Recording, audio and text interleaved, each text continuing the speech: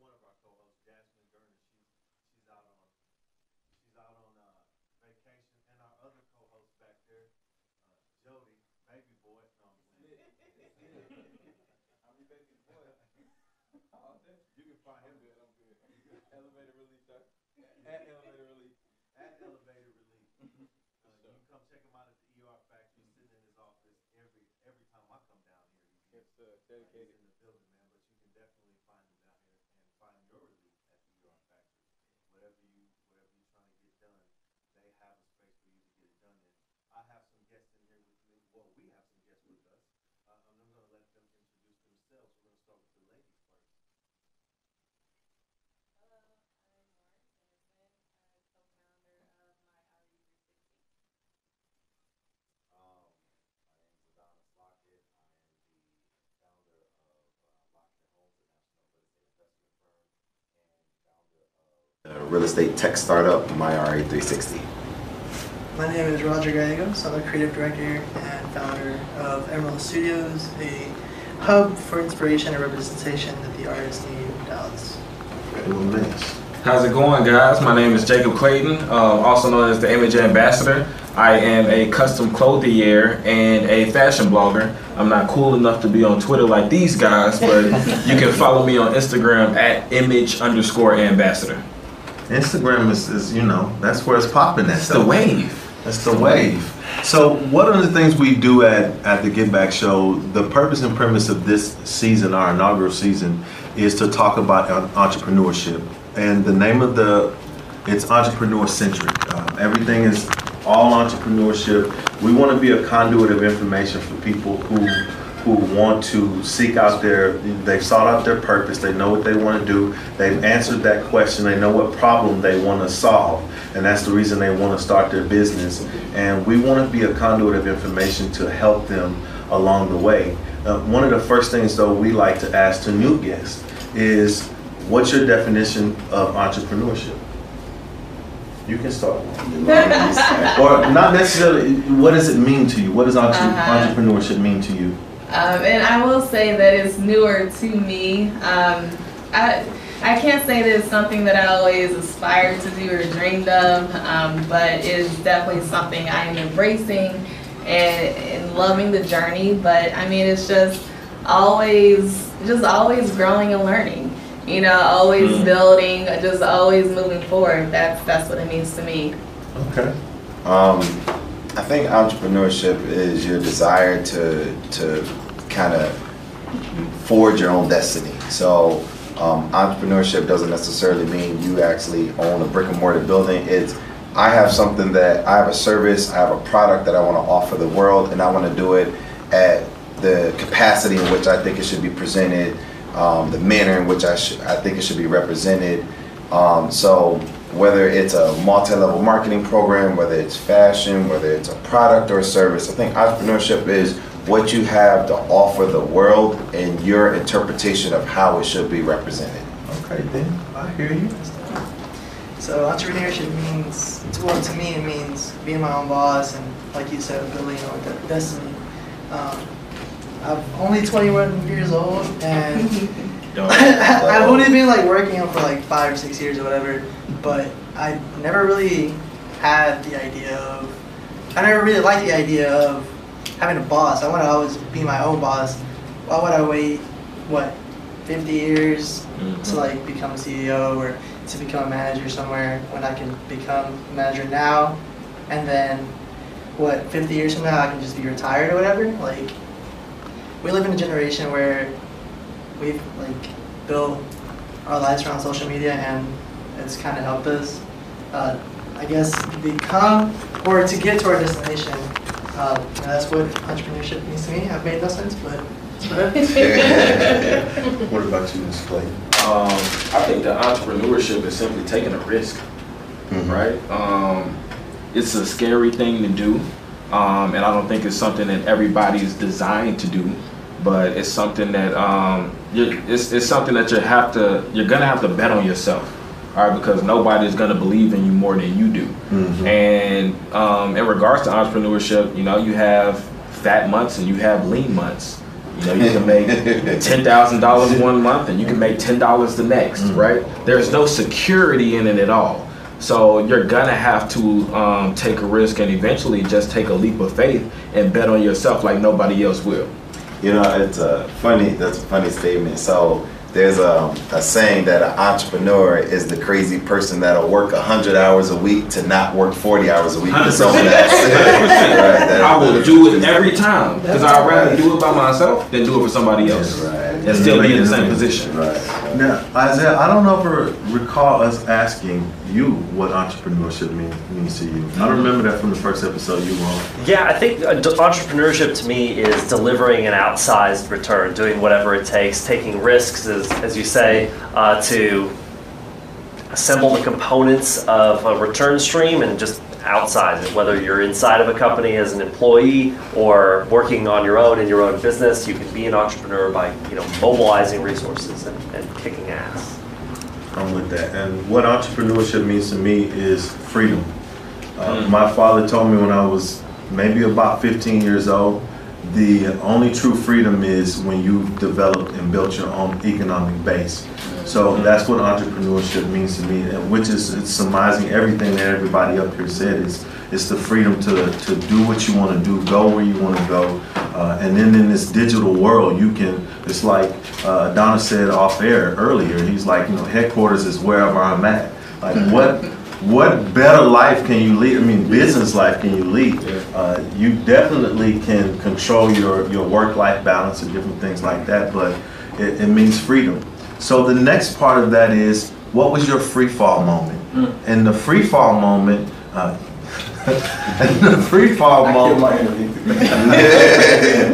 So the free fall moment is defined as this: it's that moment where you decided that you were gonna jump, that you were gonna go beyond the edge. You were gonna be that crazy person in the room that was willing to work 100 hours, but you were free falling, and it came from something I posted on Instagram, where it says the next time it feels like that you're skydiving without a parachute, don't focus on the fact that you're free falling. Learn how to fly. Right. And so that's really what entrepreneurship is to me. It's like, you go from that free fall and you have that free fall moment where you said, I'm gonna jump. What moment was that for you? I haven't jumped. Yeah. I haven't.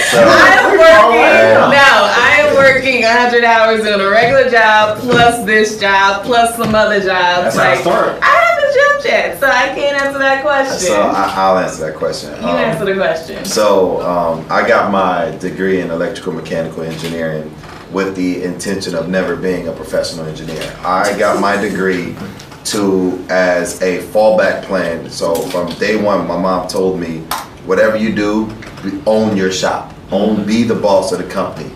And what she instilled in me was have a fallback plan. So me getting my degree in engineering was, hey, if whatever I decide to do, if it flops, I can jump into a space that will never be obsolete, will never be not needed. Technology is ever changing. Mm-hmm. So what my degree in electrical mechanical engineering was only to be a fallback plan for whatever I decided. In 2010, I bought my first house, and in 62 days, I made more than what I netted in a year as an engineer. And this is the exact moment I decided to walk away. I'm sitting at my desk.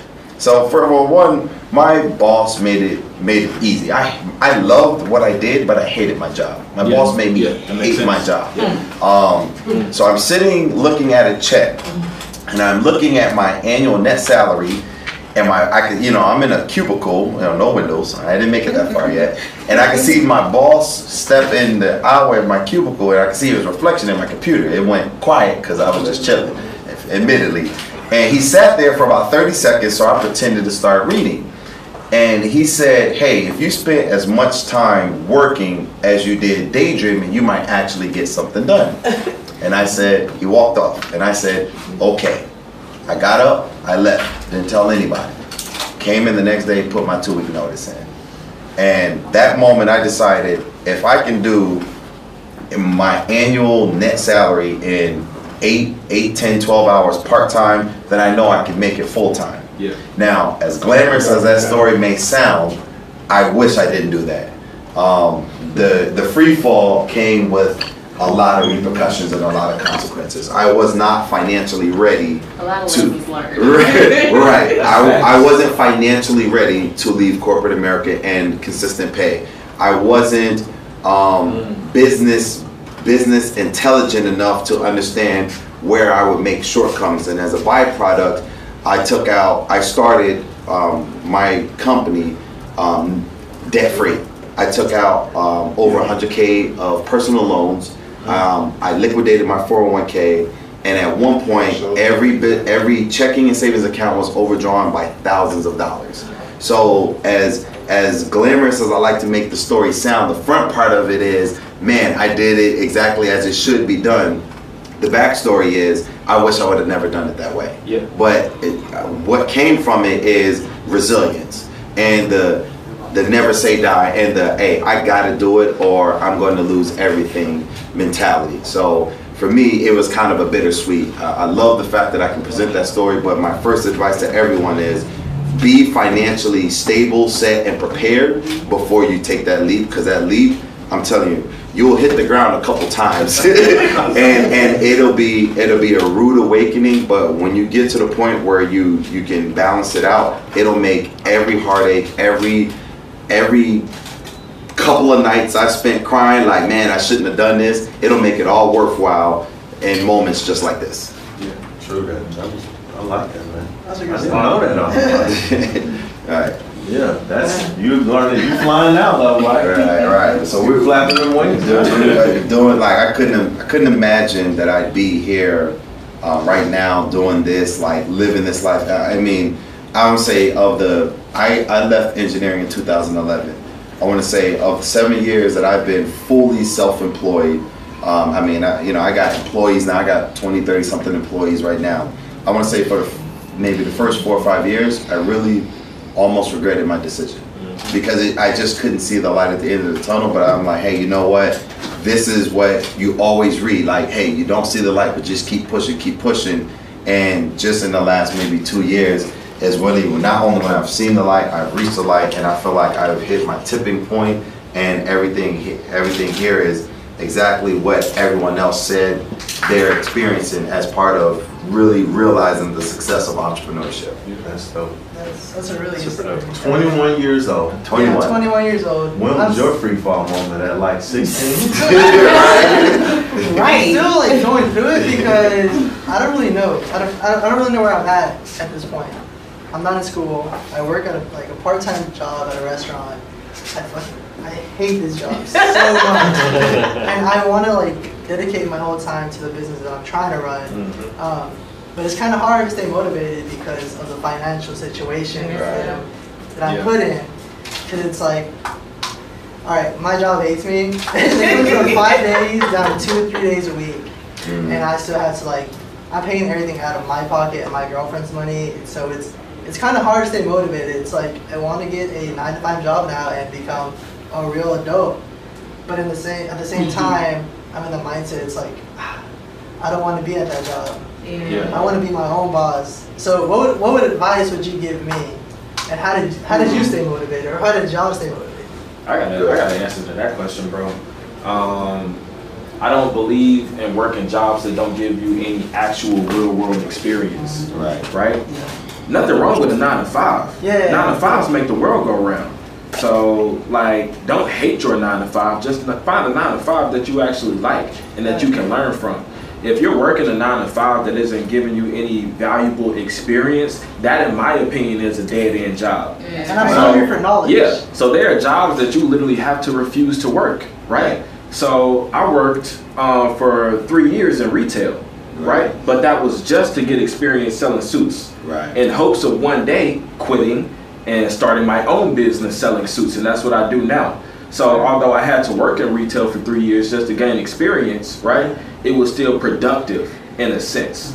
So I find a job in your industry, in the industry that you want to go into, that gives you actual experience, right? Or if not in the industry, something that you can take as far as for the infrastructure, the philosophy, the strategies, because I did corporate America. I did the major, I found the most established and the biggest companies that I could work for. Yeah. And I went through all the different certifications so I can understand how they are structured to be successful, you know, tens of thousands of employees. And I've taken so many of the philosophies and strategies and applied that to my small company. And the philosophy, the mentality I have in the office is that as a small company, we operate like big business. And because we have all of the cost saving characteristics that they employ, all of the lean mechanisms that they use to keep costs low, I instill this in our team. But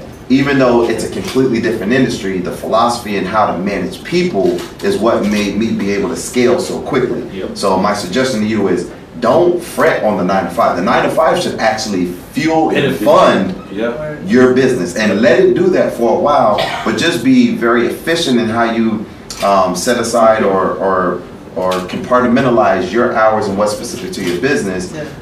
Let that fund it. Take everything that corporate America is doing right and apply it to your business, and you'll be able to grow so much quicker. Trust me when I tell you, employ those tactics, and it'll avoid a lot of trial and error. I assure you. 100%. Before I ask you what your free fall moment is, this is my advice to you. Get everybody at this table's number. That's my advice to you. Okay. What was your free fall moment? My free fall moment was 6 months ago when I quit my full-time job. I was working retail for 3 years, again, just to get experience selling suits. Started my own business and made more in 4 months than I made in an entire year at my job. And it was at that moment that I knew I had to leave, right? Because, you know, my philosophy is, why do this for someone else when I can do this for myself? And like I was telling the woman that we have here now, it's been harder now than it was when I had a job, right? Because it's a constant hustle. As an entrepreneur, if you're not going to networking events and you're not talking to people and you're not shaking people's hands, you're not building your business, right? You can't build a business from the couch. No. So I think that that was my free fall moment, and I don't regret it. I don't regret it at all, because the trials and tribulations that I've gone through have shaped me into the man that I am today. And, you know, I'm not too proud to say both my accounts are negative right now. I've had $10,000 months, but both my accounts are negative right now. Right? You know, it's the real situation, and that won't always be the case, right? But that's something that I believe most, if not all, entrepreneurs grow through, right? I think it's important, really quick before I come back to you, I think it's important that people do know that they know that, you know, you said you're gonna have the lean months, but it's work. It's work. It's work, and that's what I feel like. If it was easy, everybody would do it. Come on, you know what I mean? So, I'd like to do this. So, can we get her position about what it means to be an entrepreneur while still on the 9 to 5? Because you're the only one here that's still on the 9 to 5 that is actually pushing a full entrepreneur business in your tech startup. So tell us about that. Okay, well. I know. Been in IT consulting for the past almost 12 years, and that is what fueled me to kind of like hear his story and recognize what to do and how to get him where he wants to be with his tech startup. I feel like having the full-time job, there are a lot of benefits with it, especially being 12 years in the game. You know, I obviously have made it to a certain salary level, I have certain benefits, I have my vacation, I have a lot of things that enable me to actually have the time to dedicate to a tech startup, and to have the resources and the knowledge and the know-how to actually build it. And so, at this point, there are just a lot of benefits. I'm at the point in my career where, I'm very much in control of my time. So, you know, there are times when I absolutely have to work, and there are a lot of times where I have the flexibility to dedicate it to another business, and I take advantage of both when I have the opportunity to do so. It's just been a lot of benefits on my part. Okay. Well, then tell me what your free fall moment is. Oh, well, which one? Okay. I remember quitting my job as a salesperson in Los Angeles in 2008, setting up a trailer on my parents' lawn, which didn't do wonders for my dating life, by the way, and making phone calls to sell advertising services for my advertising agency. Or how about dropping out of college 2 years before that, sleeping on floors to go and start my crazy Amway business. Yes, I did do that. Quick start. Yes, Quick Star. Quick Star. Quick Star. Yeah, I love Amway. It gave me some really great info, but I've never really admitted to being an Amway until now. So coming out of the closet, you know what? You inspire me to open up, man. Or there's been all sorts of free fall where then get some employees and have months where it looks like we're going to go negative in the company's accounts and being, earning like $200, $300 a month and being out of energy and out of time and out of money, and it's just at that point you just begin to believe in luck. And that's my whole philosophy. It's all odds based. As long as you can live long enough to beat the odds, then you're going to be okay. So don't get a job. And don't get a 9 to 5. Get used to living, get used to sleeping on floors and gritting it out. Well, I've got like $9 on my bank account. That's shit. You're doing all that. You're right now. That's all you need. Right. No, he's getting too witty for all of you. That's all you need, man. That's all you need. What we're going to do is we're going to take a really quick intermission, but I want to leave you guys with this. I do want to leave you this. The beginning starts with deciding to. Yeah. The moment that you decide to, you need to jump. And then also, what has held a lot of us back at times is that we think we have to be in the perfect position. But as you can see and hear from my guests, you don't have to be perfect to start. If it's something that you want to do, you can research, plan, and start. And go for it. Find some people that align yourself with like-minded people and get out there and make it happen for yourself. We're in a digital age right now.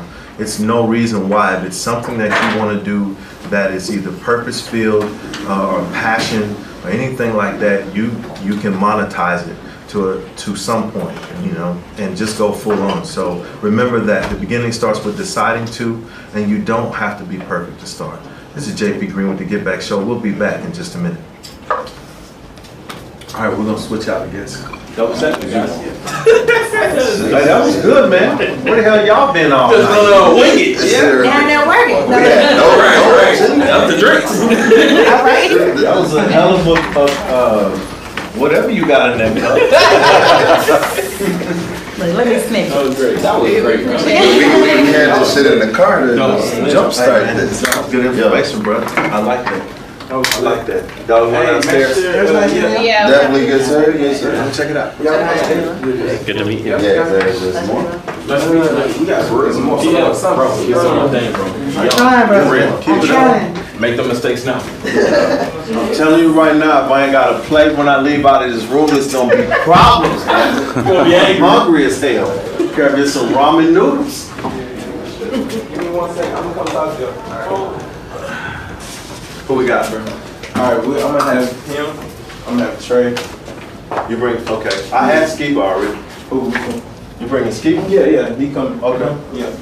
Trey. And then me. How many you got? I'm saying I don't, cause the co-host, These are Yeah. Jacob's, what's up? I'm Liz is on the next. co-host. You said what? She's up next too. She's supposed to get interviewed as well. Oh, yeah, we all gonna get interviewed. For sure. How many we got? Cause You gonna stay? yeah, You yeah. gonna jail?